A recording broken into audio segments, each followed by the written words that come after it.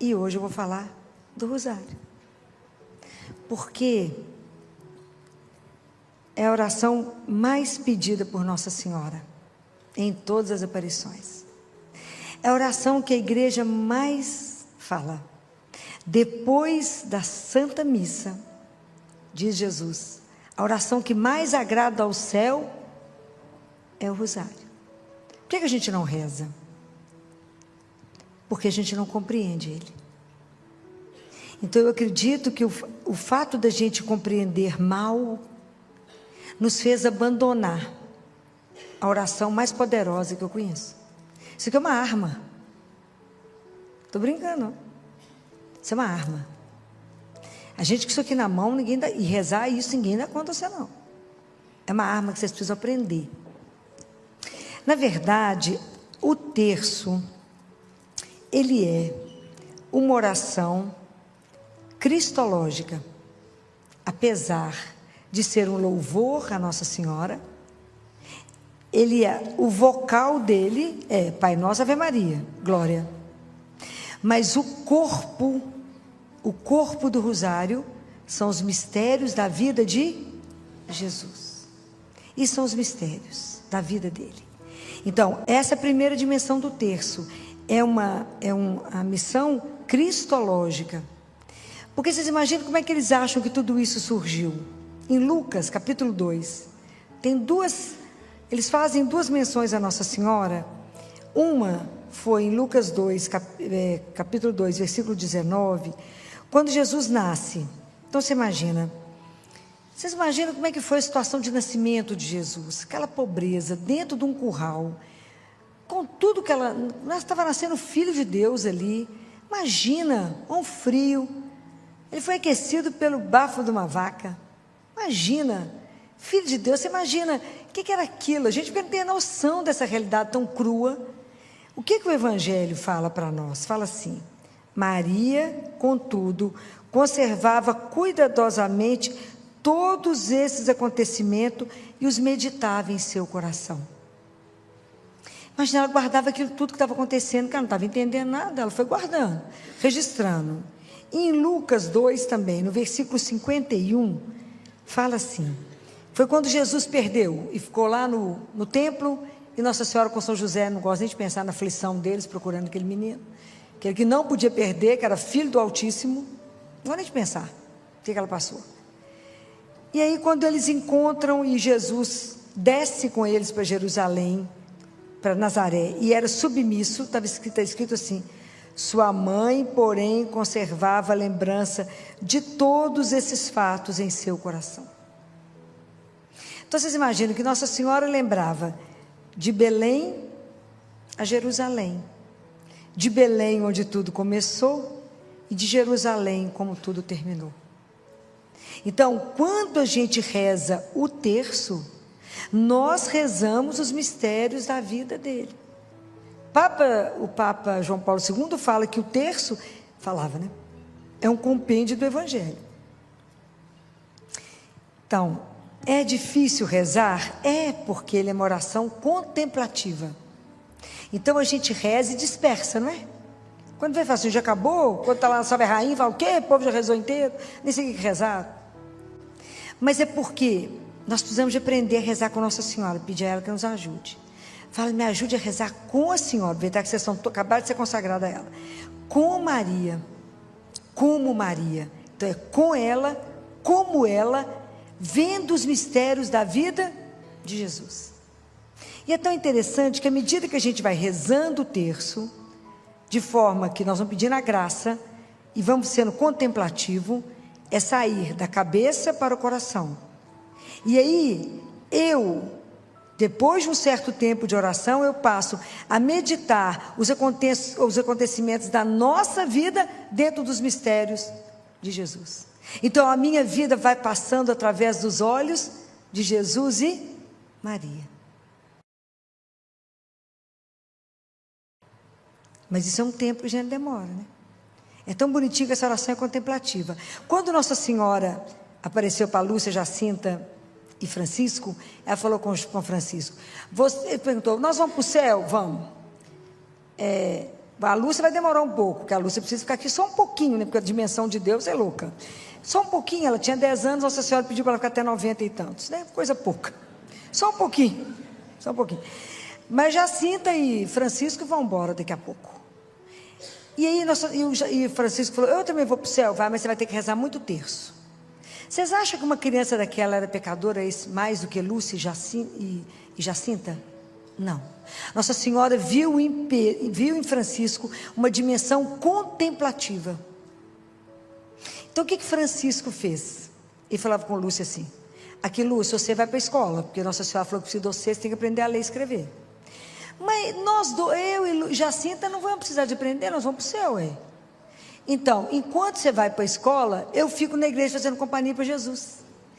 Então, às 4 horas de aula, ele ficava em adoração. Porque quando eles viram tudo, Francisco ficou muito impressionado com Jesus, ele achou Jesus muito triste. Porque depois da revelação do segundo segredo, que foi a visão do inferno, que os meninos foram ao inferno, eles nunca mais sorriram. E eles passaram a rezar terço, muitos terços, e eles passaram a fazer sacrifício pelos outros, para que as pessoas não fossem para o inferno. Então, Francisco ficava o dia inteiro, a tarde inteira, enquanto eles iam para a escola, ele ficava ali. Ó. Quando acabava a aula, eles passavam na igreja, pegava Francisco, e Francisco voltava para casa. Pode imaginar o quanto ele rezou. Lindo. Francisco ficava encantado, então ele tinha essa dimensão contemplativa. Ele era uma criança de uns 8 anos de idade. E ele passava a contemplar, isso é o terço é o mistério contemplativo, porque a gente vai meditando nas questões de Deus, né? Todo o mistério. O terço, ele tem uma outra missão, que à medida que a gente reza, a gente se torna mais amoroso, mais caridoso e mais solidário. A gente entende que a gente tem um compromisso uns com os outros. Quantas vezes a gente reza o terço na intenção de alguém? Não é assim? Porque a gente tem um compromisso uns com os outros, nós somos irmãos, filhos do mesmo pai. Então a gente precisa rezar muito para ajudar alguém, muitas vezes. Né? Jesus falou muito, se vocês tiverem oportunidade, depois vocês leem Maria Madalena, por Ana Catarina Emeriche, e Jesus fala com as mulheres, rezem por ela, intercedam por ela, para Maria Madalena. A conversão de Madalena não foi brinquedo, não. A gente vê resumido, mas a coisa foi longa. Então, rezem por ela. E as mulheres reuniam para rezar por ela. E dizer que hoje nós temos a oportunidade de rezar o terço. O terço, ele tem uma dimensão eclesial. Lembra quando quando Bento XVI pediu renúncia, entregou o cargo? Lembram disso? Foi um dia duro, difícil. O que os cristãos fizeram? Vocês sabem o que aconteceu? Os cristãos foram para a praça do Papa. Foram para a praça do Papa e reuniram. Então, um rezava em francês, outro italiano, outro inglês, cada um numa língua. Mas todo mundo sabia quando parava, continuava Ave Maria e respondia. Então, essa é uma dimensão eclesial. O grupo, quando nasceu a igreja, estava em Pentecostes, Nossa Senhora com os discípulos, rezando, intercedendo pela igreja. Quando Bento XVI pede renúncia, o povo que estava na praça estava junto com Nossa Senhora, que estavam rezando o rosário, intercedendo pela igreja por um momento tão difícil da igreja, pedindo luz para a igreja. Quantas vezes os papas já falaram das vitórias que conseguiram nas guerras por causa de Nossa Senhora e pela oração do rosário? Porque realmente existe, né, essa dimensão. O terço, ele tem uma dimensão de santificação nossa. Porque Nossa Senhora, junto com o Espírito Santo, tem a missão, à medida que a gente reza, de formar em cada um de nós Jesus. Olha que coisa simples. Muito simples. Porque depende da nossa adesão à oração. Então, à medida que a gente reza, ela e o Espírito Santo vão trabalhando no interior de cada um de nós para formar um novo Cristo. Único, irrepetível, porque cada um de nós é absolutamente único. É lindo, nós não temos dimensão do terço, não. Né? Então, essas dimensões do terço todas existem. E Nossa Senhora falou assim com os meninos: vocês têm que vir aqui e rezar o terço todos os dias, porque da oração do terço, do rosário, depende o quê? Lembra? Depende o quê? A paz do mundo. A gente pensa assim, mas eu rezando o texto vai depender a paz do mundo? É porque a gente não tem dimensão, porque Deus é assim. Ele pede uma coisa muito pequenininha para fazer uma coisa muito grande. Essa é a desproporção das coisas de Deus. É desproporcional. Então, vamos lembrar de um caso da Bíblia. Naamã, o sírio, lembra? Lembra de Naamã, o sírio, que tinha lepra? Lembra? Que ele vai viajar para Jerusalém, porque uma criada falou que lá em Jerusalém tinha um profeta.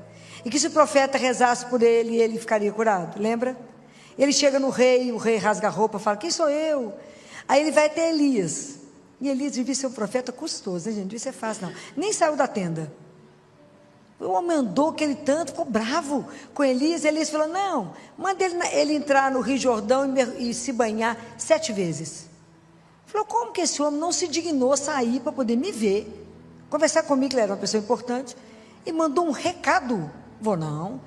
Será que lá na minha terra não tem um rio? Por que esse rio é melhor do que o meu? Não vou voltar. E ele estava indo embora. Aí os criados foram atrás dele e falou, meu senhor, mas se ele tivesse pedido uma coisa difícil, eu não ia fazer? E ele pediu uma coisa tão fácil. Não custa nada, nós já andamos tanto mesmo. Entrar na água aqui 7 vezes, custa nada. E Naamã entrou na água, mergulhou 7 vezes e a pele ficou igual de uma criança. Pode imaginar isso? Isso é extraordinário, né? Então, quando Naamã faz tudo isso, né? Assim, imagina, quando ele tentou falar com Elias, queria pagar Elias. Elias falou, não posso receber nada, vai em paz. Pode ir em paz, não apareceu também não. Foi eu não, foi o Senhor. Não saiu lá, né? Então, a desproporção do que Deus faz, do que Ele pede, da nossa colaboração, para que Ele possa fazer. Então, rezar o terço todos os dias, pode resolver tudo isso? Se Nossa Senhora falou que sim, então o que nos resta? Obedecer. Qual que foi o pecado dos nossos pais, Adão e Eva? Qual foi o grande pecado?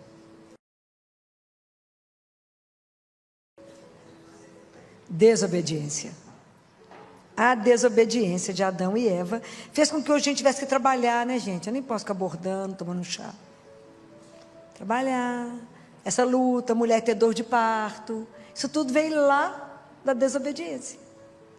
E como que nós, sabendo de tudo isso, que é um pedido de Nossa Senhora, tem mais de 1 século, a gente resiste a rezar o terço? É de impressionar o quanto que nós somos resistentes, sabendo que todos os mistérios da vida de Jesus que foram meditados no coração dela, que eu vou ter mais solidariedade, que eu tenho um compromisso, que Ele vai me santificar, e que Ele tem essa dimensão profética, que é como de Naamã, que nós vamos ajudar a paz no mundo. Muito bem. Então, nós precisamos de pedir a Deus a graça da obediência e a graça para rezar o terço, senão a gente não consegue. Essa é uma oração que agrada demais a Deus, demais. Tanto agrada que eu trouxe para vocês, para que a gente não canse mais vocês. O que Jesus fala sobre o terço? Existe um livro que eu já citei para vocês mais de uma vez. Se quem não ainda adquiriu, deveria comprar esse livro, que é uma das coisas mais lindas que chegou nas minhas mãos. Esse livro a gente lê e relê, porque eu não dou conta de guardar tudo de cor que Jesus fala. Esse livro é o encontro de Jesus com um monge beneditino. Como esse monge está vivo, o livro está escrito, um monge beneditino. Senão esse coitado não tem uma gota de sossego. Jesus chamou esse monge para poder falar com ele sobre a adoração. E esse livro foi feito para os sacerdotes. Mas Jesus falou, esse livro é para os sacerdotes, mas é para todos aqueles a quem eu permiti que chegue às mãos. O livro tem um título em latim, escrito, Ensino Ieso. Alguém já leu? Uma? Vai enlouquecer. O livro é belíssimo, é como se Jesus sentasse do seu lado e te explicasse o que é fazer uma adoração. É de morrer de chorar. O livro é extraordinário, extraordinário. Então, o que Jesus fala lá? Recente, 2 de dezembro de 2014, recente. Ele fala assim, Presta atenção, abra bem o ouvido de vocês. Eu fiz questão de trazer o que ele falou, para mim não perder nenhuma letra do que ele disse. A palavra dele é muito sagrada. E Jesus disse assim: não há problema ou dificuldade que não possam ser resolvidos pelo recurso fiel e perseverante ao Santo Rosário da minha mãe. Guardaram isso? Não há problema ou dificuldade que não possa ser resolvido pelo rosário. É a primeira frase que ele fala. O rosário é o dom que minha mãe oferece aos pobres e simples, aos pequeninos que são capazes de ouvir o Evangelho em toda a sua pureza e lhe responder com coração generoso. Então Jesus fala que o texto foi feito no céu para os humildes, para os simples, né? Tem gente que tem vergonha de mostrar o terço, né? Alguém olhar para você e falar: nossa, reza terço? Mostra com orgulho. Fala: demais, menino, vive sem isso aqui não. E Jesus fala: é a almas como estas, as pequeninas e fracas, as pobres e fiéis, que o rosário é entregue. É a alma como essas que o rosário pertence. É para nós. Olha isso aqui. Não existe sofrimento, não existem sofrimentos que não possam ser suportados em paz, desde que a alma esteja rezando o rosário. Tem momentos da vida, gente, que é duro. Tem momentos difíceis demais. Mas você pode suportá-lo em paz, se você estiver rezando o rosário. Essa promessa é dele. É dele.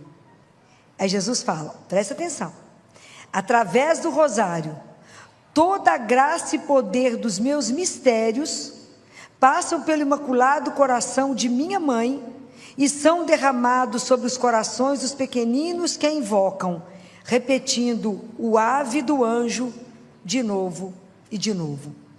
Quando a gente está rezando o terço, Jesus ensinou isso, que assim, quando, por exemplo, hoje é terça, quando a gente termina o primeiro mistério, que é o mistério da agonia de Jesus no horto, a gente fala, graças do mistério da agonia de Jesus descer em nossas almas, é isso que ele está falando.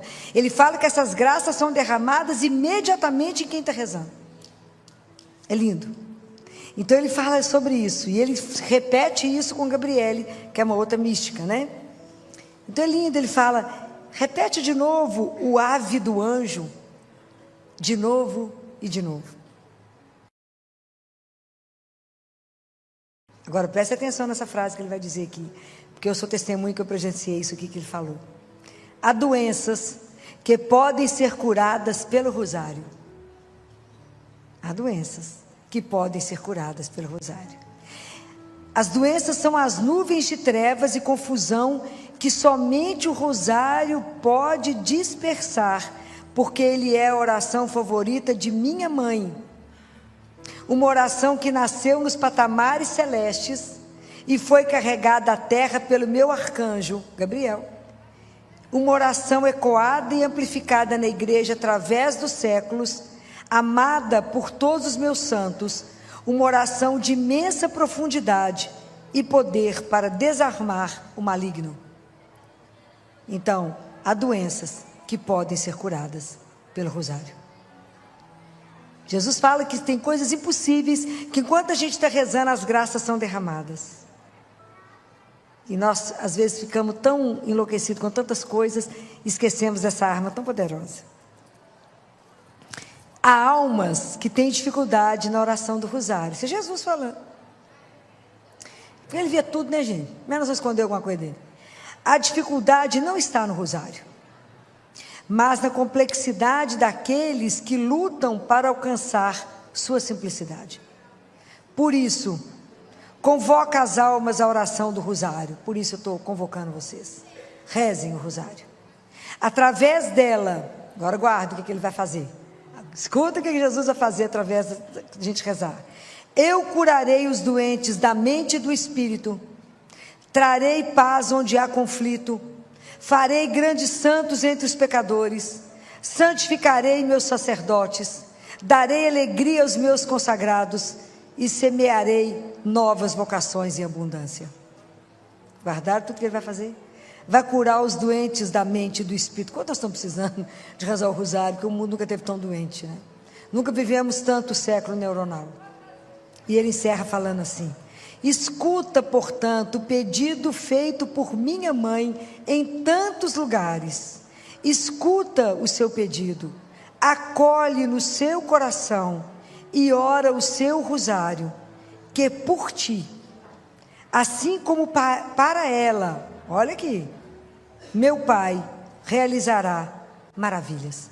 Por ti e por ela, meu Pai realizará maravilhas com a oração do rosário. Tudo tão simples, né? Tudo tão simples. Precisa da nossa obediência para poder conseguir tudo isso aqui que ele falou. Quantas curas estamos precisando? Quantos milagres estamos atrás? Quantas pessoas estão precisando da oração do terço, do rosário, para que isso possa alcançar? Um terço sem meditar, você gasta 15 minutos. O rosário, sem você meditar, rezar ele contínuo, eu marquei o tempo para poder falar para vocês, é 50 minutos. Mais tempo a gente passa na internet. Ok? Então, para encerrar, nós vamos pedir a Nossa Senhora. Hoje é dia de Nossa Senhora de Fátima. Hoje vocês estão consagrados, vocês estão confessados, as almas estão puras, né? Nós podemos pedir a ela essa graça, que ela vai pedir a Jesus por nós, né? Então vamos pedir a Nossa Senhora que possa interceder por nós, né? Nossa Virgem de Fátima, Mãe nossa, Mãe de Deus e Mãe nossa, olhe teus filhos todos aqui hoje consagrados, né? Imagina o seu coração em festa, com tantos filhos consagrados, né? Formando o seu grande exército. A Senhora conhece as nossas dificuldades, os nossos limites, a nossa miséria, a nossa dificuldade em rezar o Santo Rosário. Por isso nós queremos aqui, olha quantas pessoas estão aqui. Nós queremos pedir à Senhora que peça a Jesus, interceda por Ele, para que Ele conceda na vida de cada um de nós aqui a graça extraordinária de conseguirmos rezar o rosário, para que a gente possa viver essas promessas que Jesus nos diz, que por cada um de nós, assim como para o Senhor, para a Senhora, o nosso Pai poderá realizar as maravilhas que Ele deseja. Que assim seja. Amém. Ave Maria, cheia de graça, o Senhor é convosco. Bendita sois vós entre as mulheres, bendito é o fruto do vosso ventre, Jesus. Santa Maria, Mãe de Deus, rogai por nós, pecadores, agora e na hora de nossa morte. Intercessão do Imaculado Coração de Maria, vossa amadíssima esposa. Vinde, Espírito Santo, vinde por meio da poderosa intercessão do Imaculado Coração de Maria, vossa amadíssima esposa. Vinde, Espírito Santo, vinde por meio da poderosa intercessão do Imaculado Coração de Maria, vossa amadíssima esposa. Amém. Obrigada. Vamos assentar. Para quem trouxe a palavra de Deus, para quem trouxe a Bíblia, abra em Mateus 3, versículo 1. A gente precisa aprender a acompanhar a palavra, ter amor à palavra, passar a mão. Não precisa ser tão rabiscado como a minha Bíblia, mas precisa estar tudo marcado. Precisamos saber que essa aqui é a fonte, né? Todo mundo já acharam aí? Amém? Ou vocês estão na misericórdia ainda? Acharam? Então nós estamos no segundo domingo de Advento. O segundo domingo do Advento vai falar sobre os profetas, sobre o precursor. Então, no versículo 1 está dizendo: naqueles dias apareceu João Batista pregando no deserto da Judeia e dizendo: arrependei-vos, porque o reino dos céus está próximo.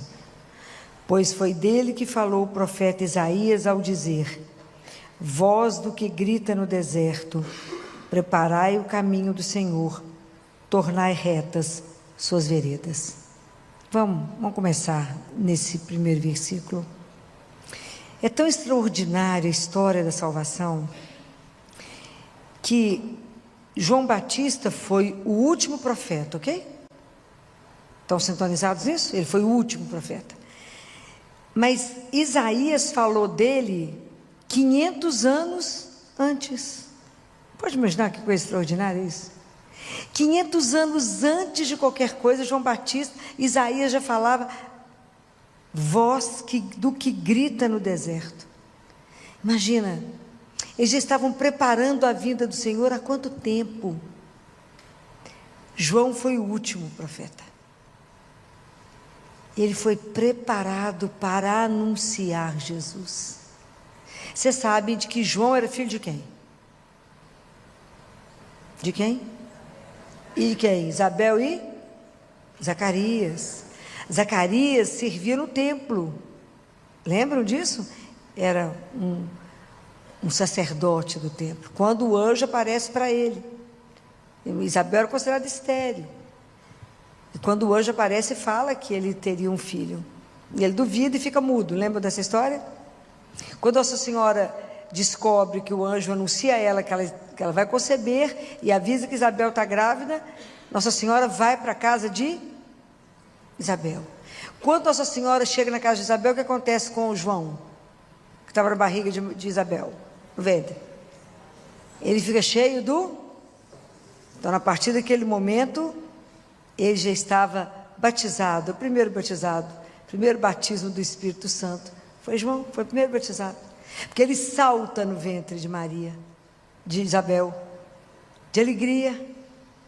Né? Então, ele naquele momento ele já estava sendo consagrado como precursor. Quando ele nasce, está lá em Lucas, olha que lindo que o pai dele, quando fala, esse menino será, o nome dele será João, ele escreve na tabuinha, a língua dele se solta, e ele canta, ele reza o Benedictus, que é um dos trechos mais lindos. Mas eu vou lembrar uma frase que ele fala. Ele fala: tu também, menino, serás chamado profeta do Altíssimo. Olha que lindo isso. Pois irás à frente do Senhor para preparar-lhe os caminhos, para transmitir ao seu povo o conhecimento da salvação, pela remissão dos seus pecados, graças ao misericordioso coração do nosso Deus. Por que ele está falando isso? Ele já avisa, ele profetiza que aquele menino seria o profeta do Altíssimo, que ele iria preparar os caminhos para a chegada de Jesus. Qual que é o papel do precursor? O precursor é aquele que vem antes para avisar que está chegando alguém importante, para fazer ele ser conhecido, para animar o povo, para ele ser amado, desejado e acolhido. Essa é a grande missão do precursor, que foi aqui João Batista.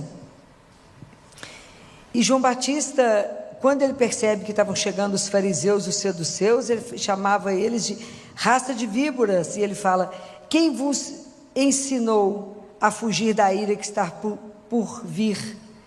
Produzia então fruto digno de arrependimento, e não penseis que basta dizer, temos por pai a Abraão. Por que ele fala isso? Porque diante de Deus, nenhum de nós tem mérito. Nós não temos nenhum título para apresentar a Deus. Nenhum de nós tem nenhum mérito para se apresentar diante de Deus. Somos todos iguais. Não adianta falar, não, eu fui batizado. Então presta atenção nisso. Por que hoje a gente está lendo sobre o precursor? Que anunciava o reino de Deus está próximo. Ele anunciou que estava próximo. Então João Batista foi aquele que teve a oportunidade de apontar para o Salvador. Imagina, todos os outros profetas anunciaram que ele viria. João Batista apontou o dedo e disse o quê? O que João Batista falou quando viu Jesus? Eis o Cordeiro de Deus, que tira o pecado do mundo. Essa frase a gente repete todos os dias na missa, não é assim? Quando o padre eleva a hóstia, ele não fala isso? Ele fala, eis o Cordeiro de Deus, que tira o pecado do mundo. Nós repetimos a frase de João Batista, o padre repete. E aí nós respondemos o quê? Senhor? Quem que falou isso? Quem falou isso na Bíblia? Filó, nunca ouvi falar nisso, né? O centurião, que quando estava com o servo doente, e Jesus fala, eu vou lá curá-lo, e ele fala assim, não, eu não sou digno de que o senhor entre na minha casa, basta uma palavra, porque eu também sou comandado, eu também mando, e eu sei o que é falar com um vai, ele vai, volta, ele vem, e o senhor pode só mandar. Jesus ficou impressionado com a fé dele. Então hoje nós repetimos, padre repete aquilo que João Batista falou, eis o Cordeiro de Deus. Pode imaginar quando João Batista viu Jesus passando e falar, eis o Cordeiro de Deus, eis aquele que tira o pecado do mundo. João Batista foi aquele que viu, que batizou Jesus. Então ele foi o último profeta, e ele deu a vida, porque ele anunciou com verdade, ele não fugiu daquilo, até a cabeça dele ser cortada, ele se comprometeu com o anúncio da palavra. Então agora preste atenção, qual é o sentido? Já falei isso com vocês mais de uma vez. Hoje nós estamos lendo um trecho que ocorreu há 20 séculos, ok? Há 2000 anos atrás aconteceu essa passagem. Qual é o sentido da gente estar lendo isso hoje? Não estou vendo João Batista, Jesus já veio, já morreu, já ressuscitou. Isaías, então, já está tudo lá em cima, contando casos lá no céu. Qual é o sentido da gente estar falando disso hoje? O que vocês acham? Por que nós estamos conversando disso? Então, presta atenção. Da semana passada, eu falei com vocês que entre a primeira vinda de Jesus, quando ele veio, para a próxima que ele virá, existe uma vinda que acontece todos os dias. Todos os dias Deus vem até você. Você acredita nisso? Acredita? Como é que ele vem? Como é que ele vem? Como é que você reconhece ele? Na palavra, no outro, no amor dele por você, e quando você recebe a Eucaristia. Quando você recebe a Eucaristia, é ele vivo. A gente tem dimensão disso não, que é Jesus vivo, corpo, sangue, alma e divindade. Eu estou recebendo o autor da vida, o Senhor. Isso é um dos maiores mistérios que a gente vive, mas é Deus vivo. Para essa vinda de Jesus, que a gente chama de vinda intermediária, ele também precisa de um precursor. Ele também precisa de alguém que anuncie nos desertos internos e nos desertos exteriores. Igual ele falou no deserto da Judeia, hoje eu falo no deserto do seu coração. Eu falo no deserto de um mundo que não acha que não precisa de Deus. Hoje, da mesma forma, nós anunciamos. E hoje, cada um de nós que foi batizado é um precursor de Deus. Falo, nunca ouvi falar nisso, pois eu estou te dizendo que você é um precursor, porque você foi batizado, assim como João Batista, no ventre da mãe dele. Nós, quando recebemos o batismo, nós recebemos o Espírito Santo de Deus, nós somos selados. Então nós deveríamos estar preocupados em sermos os precursores, aquele que anuncia que Jesus está vivo no meio de nós. Compreende a nossa responsabilidade? Fala, eu achei que era só com João Batista, não é com você hoje a história. Hoje você é precursor. Mas João Batista gritava assim: convertei-vos, arrependei-vos, porque o reino de Deus está próximo. Como é que eu posso gritar para você, arrependei-vos, mude o rumo da sua vida, se primeiro eu não gritar para mim mesmo? Eu não posso dizer para você, converta-se, se eu não me converter. Eu não posso dizer, endireitai os seus caminhos, se eu não acertar os meus. O de caminho que chega reto no meu coração, eu não posso falar com você para fazer isso, se eu não fiz antes em mim. Por isso que o papel do precursor é tão sério, que hoje somos nós, que temos que ter a coragem de dizer para alguém, vem até aqui, ó, vá diante de Jesus vivo, e se entregue diante dele, e converse com o Deus que te vê e te escuta, e se você não atrapalhar, você vai conseguir ouvir ele falando. Mas se você não tiver experimentado isso, como é que você pode dizer isso para alguém? Você irá dar convencimento a alguém que é possível falar, Deus ouvir e agir? Não, porque se acreditássemos, essa igreja não caberia, do nascer ao pôr do sol, porque todo mundo estaria aqui em fila, e eu te digo que não daria meio minuto para cada um, porque ele está vivo, e ele está aqui vivo. Isso é extraordinário. A gente tem a oportunidade de conversar com ele, de alguém que tem, a única coisa que ele tem para você é o bem, é o amor. A única pessoa que não irá te enganar na vida é ele. É a única pessoa que você pode assinar um papel em branco, que nunca vai te decepcionar. Mas para você afirmar isso para alguém, você tem que ter vivido isso. Então João Batista, antes de anunciar, ele viveu no deserto. Então ele podia anunciar, como diz São Gregório Magno, né, que ele pregava a fé reta. João Batista tinha curva com ele não. E ele falava das boas obras. E ele fala, São Gregório Magno, eu trouxe para vocês, para que a força da graça penetrasse naquilo que a gente está fazendo, que a luz da graça resplandecesse, para que os caminhos para Deus se endireitassem. Nós temos que endireitar a nossa vida. O que na sua vida hoje não está de acordo com o Evangelho? É preciso acertar o caminho, porque a forma como eu vivo aqui hoje determina o meu futuro. Isso aqui não é brincadeira. A vida com Deus não é brincadeira, não é uma história que eu conto, é real.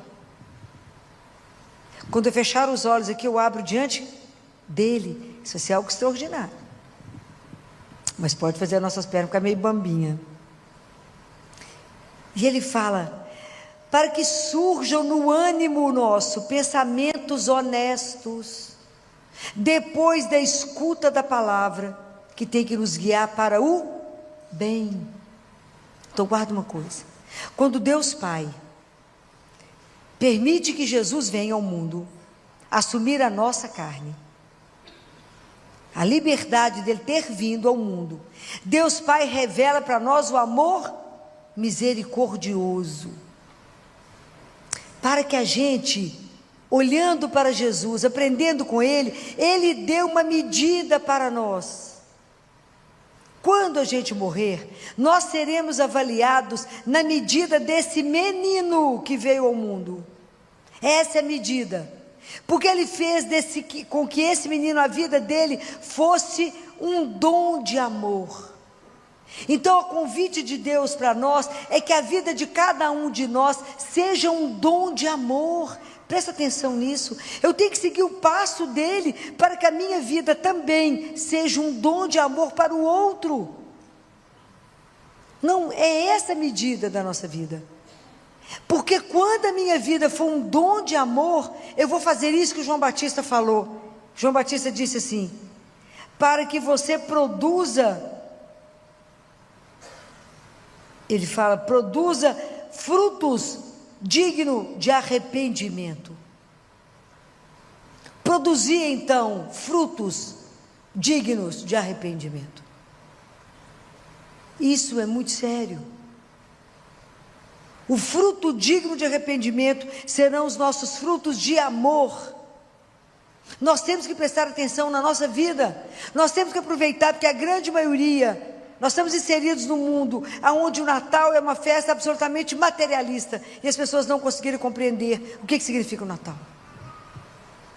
A nossa salvação dependeu de uma vinda. Você já pensaram nisso? A nossa salvação dependeu de Deus ter assumido a nossa carne, ter vindo até nós. Sem essa vinda, não teríamos saída. Então, para nós hoje que somos os precursores, temos que anunciar que a nossa salvação dependeu dessa vinda. Então, o que é para nós a fé? Aceitar, acolher, amar esse Deus que veio até nós, assumir a nossa fé e viver para Ele. Enquanto a gente não tomar consciência disso, nós vamos viver a nossa fé muito meia boca. E entra Natal, entra no novo, sai no novo, e a gente não sai do lugar. A gente não sai do lugar, porque a gente não assumiu de verdade a nossa fé. Hoje nós somos os precursores. Somos hoje nós que anunciamos que Jesus está vivo no meio de nós. Se a gente não tiver a coragem, a audácia de anunciar e de viver de acordo com o Evangelho, mesmo que isso custe a nossa vida. Hoje nós somos chamados a ouvir a voz de Deus no meio disso tudo. Nós estamos no tempo do advento. Nós temos que prestar atenção nisso. A nossa salvação dependeu de uma vinda. E João Batista gritava: o reino dos céus está próximo. Hoje nós temos que tomar uma outra decisão. Qual é? O que foi que Jesus falou? O reino de Deus está aonde? No meio de vós. Então a nossa decisão hoje é entrar no reino. Não é saber que o reino está próximo, é entrar no reino. Essa é a nossa decisão. Nós ficamos sempre à margem. Nós temos que nos envolver nisso e viver de verdade o reino que já chegou. Então, da mesma forma como João Batista gritou: no meio de vós está aquele que vós não conheceis. Do mesmo jeito eu posso falar para nós: no meio de nós está aquele que a gente não conhece. Que nós recebemos a Eucaristia e isso não nos transforma. Então, no meio de nós está aquele que a gente não conhece, e é Deus vivo. Aquele que eu não sou digno, dizia João Batista, de carregar as suas sandálias, de desatar as suas sandálias. Eu não sou digno. Imagine nós. Então é preciso que de verdade a gente reveja a nossa história. De verdade. Eu preciso ver como é que estou caminhando. E quando eu penso: não, Filó, mas eu sou muito bacana, você não acha que eu cuido do próximo? Cuida, a gente quase mata o pobre na época do Natal, de tanta comida. Então a gente entende que eles passam fome, mas só no Natal. Isso é hipocrisia. Isso é grave. Porque eu não me comprometo no resto da semana, no resto dos meses. Mas aí depois os meninos internos, de tanta diarreia, de tanto que comer. Estou falando mentira? Não, vai só nos próprios às vezes. Isso é hipocrisia. Por que no Natal a gente dá comida para os pobres? Por que no Natal eu dou roupa? Não, ele veste o ano inteiro, ele come o ano inteiro. Qual é o meu compromisso de ajudar o outro? Não, Filó, mas eu estou dentro dos mandamentos da lei de Deus, eu não mato. Depende de como que é, você está avaliando o matar. O não comprometer. Não, mas eu também fico pedindo a esmola, porque também eu não posso ficar deixando o povo mal acostumado. Prestem atenção nas nossas atitudes. Depois a gente fala: não precisa confessar, Filó, não tem pecado. Depois eu vou estudar com vocês todos os mandamentos. Vocês verem como é que está associado um com o outro. Nós temos que avaliar. E a gente fala: não, dos pecados mortais já estão todos livres, hein? Filó, mas eu não roubo. Se você não estiver pagando o seu funcionário como deve, você está roubando. Essas coisas são de uma seriedade diante de Deus, que a gente não tem noção. Então, convertei-vos quando eu falo com vocês. Acorda, entra no reino e presta atenção nas coisas todas da nossa conduta, porque isso irá determinar a nossa vida. E o pecado venial pode se tornar um pecado mortal. Nós temos que prestar atenção na salvação da nossa alma. Isso não é brincadeira. A pessoa trabalha falando: então depois eu te pago. Não, está escrito na palavra de Deus que quem trabalhou tem que receber hoje, não é amanhã, é hoje. É o fruto do trabalho dela, é hoje e agora. E eu não posso dar menos. Falar que você entende que eu estou apertado? Não, então você pega e arruma a sua casa. É sério. É muito sério. Nós somos cristãos. Nós temos que mostrar, acertar o nosso caminho diante de Deus. A nossa obra tem que ser reta. A gente não brinca com as coisas de Deus. Nós temos que avaliar bem tudo que Ele pediu. Porque só 3 pertencem a Deus. Os outros 7 mandamentos é a nossa relação com o irmão. É seríssimo. Filó, não roubei. Não, só tive o desejo de roubar. Já pecou. É tão sério, gente. É tão sério. E a gente leva a coisa à superfície. A gente leva na superfície. É preciso pensar. Mas eu vou conversar isso com vocês. Vou trazer mastigado para vocês poderem aprender. Então, nós precisamos de entender que hoje o precursor de anunciar um Deus vivo é cada um de nós batizado que recebe Jesus Eucarístico. O que nós estamos fazendo com isso? Nós temos que ter a audácia de dizer para alguém: Deus está vivo. Ele te ama. E Ele quer o melhor para a sua vida. Se você for lá conversar com Ele, você sairá de lá com o seu coração limpo, livre, tranquilo, porque tem alguém que te ama e que te escuta.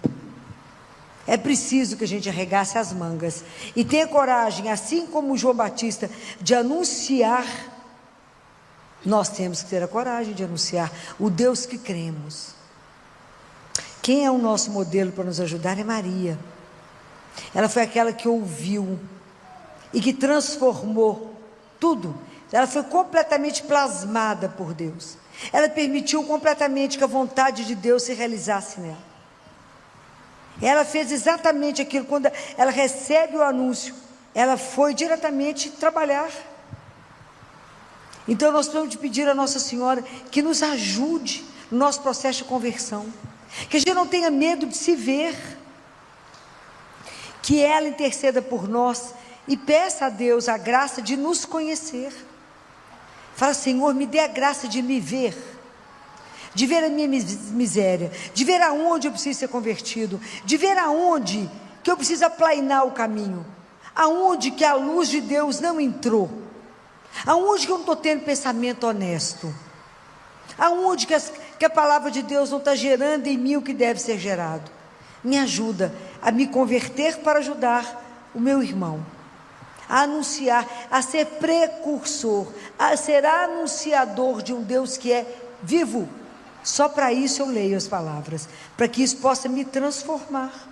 Senhor, diante do Senhor nenhum de nós vai ter mérito, então me ajuda a ter a minha vida, fazer da minha vida um dom de amor, um dom, para que quando as pessoas perguntarem: por que dessa forma de viver o amor? Por causa dele. Ele é a medida da nossa vida. Nós estamos seguindo os passos dele. Que ele nos dê essa graça de verdade ter uma conversão real. Real. Não maquiada, mas real. De verdade amá-lo acima de tudo da nossa vida. Amá-lo. Preparar o caminho para que ele de verdade possa nascer a cada dia na nossa vida e nos ajudar. Ajudar. De verdade a ter uma conversão. E que a nossa vida, não as palavras, mas a nossa vida possa ser testemunho desse Deus que é verdadeiro, real, vivo. Que Nossa Senhora, que é nossa mãe, interceda por nós junto a Deus e fala: Senhor, nós também todos fomos batizados, todos recebemos o Espírito Santo, e nós estamos com a nossa função de precursor enterrado. Que se alguém pergunta para nós: você crê em Deus? Você fala: é. Eu não tenho coragem de anunciar no meio das pessoas, de peito aberto, falar: eu creio, você não. Que pena que você está perdendo. Que pena que você não convive com o único que é real, porque o resto é que é ilusão. Ele não, ele é verdade. Ele é por amor. Ele transforma a nossa história. Ele pode mudar tudo para melhor. Conviver com ele é alegria antecipada. Já é céu conviver com ele aqui. Quando você recebe a Eucaristia, pode ter certeza que você está vivendo o céu. Mas a gente tem que ter audácia, tem que ter alegria, tem que ter vontade de viver tudo isso.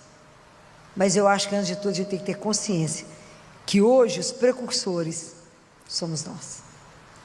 Que o batismo nos fez não só filhos, mas anunciadores de um Deus que está aí, no olho do furacão, andando conosco, na sua tristeza, na sua tribulação, na sua angústia, na sua agonia. Você não está só.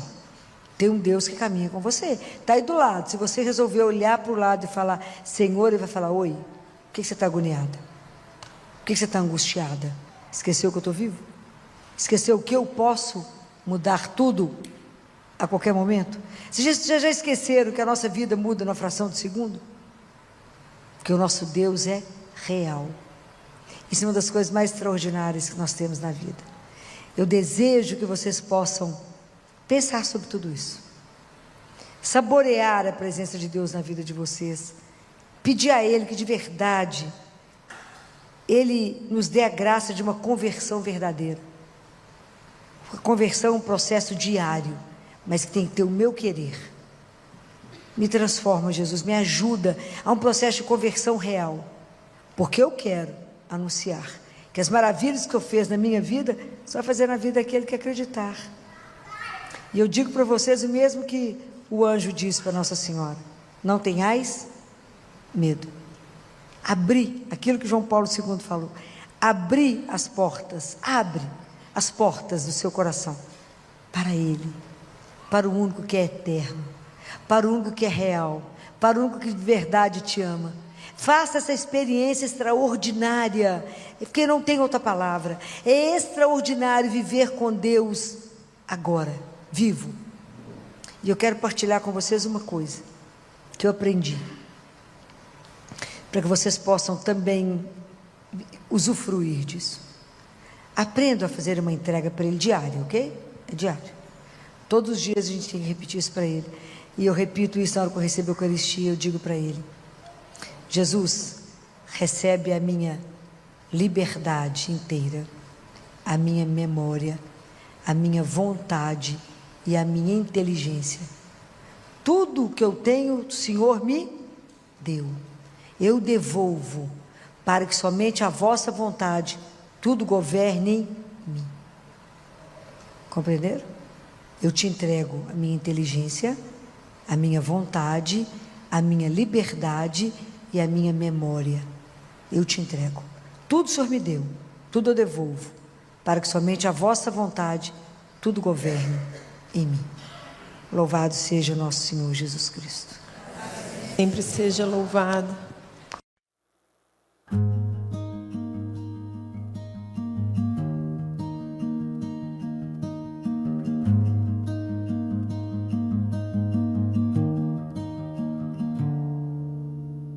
Cracks in the pavement trace our steps.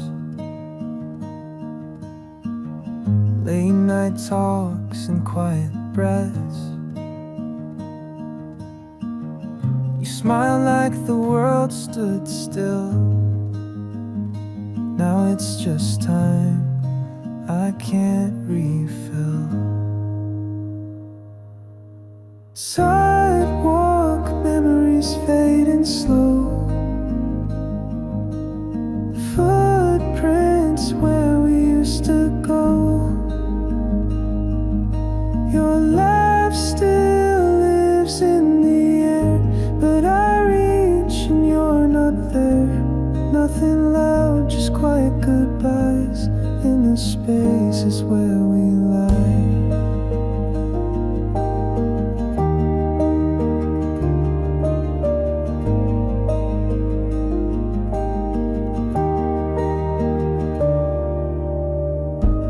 Found a photo in my coat, us in fall and what you wrote. Leaves were red, the sky was white. Now the trees feel cold outside. Sidewalk memories fading slow. Footprints where we used to go. Your laugh still lives in the air,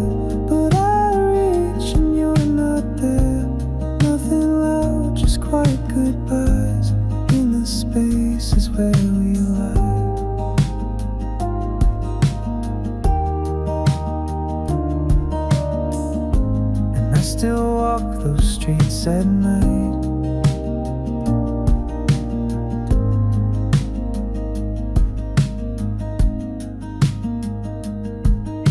Sidewalk memories fading slow,